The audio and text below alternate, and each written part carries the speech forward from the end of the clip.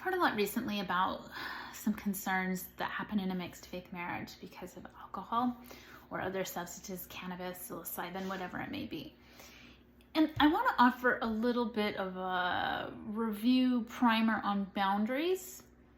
If this is something you're facing, it can be really helpful to know what a boundary is and how to use a boundary effectively. See if it's a tool you want to use, if this is a situation that you face in your mixed faith marriage.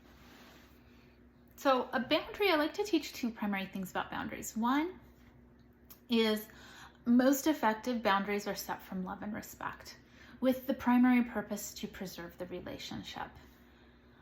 It's something you do because you want to preserve the relationship. You want it to survive, to live another day.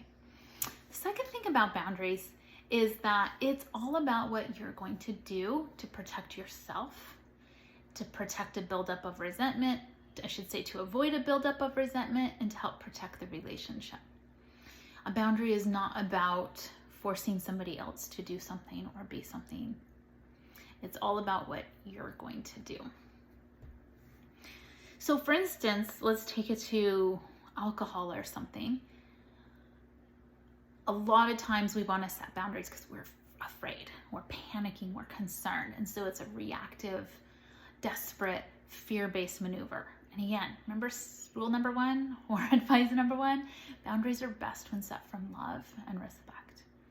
So a lot of times we need to just pause and work through some of the fear and concern that we're experiencing because of alcohol or whatever it may be.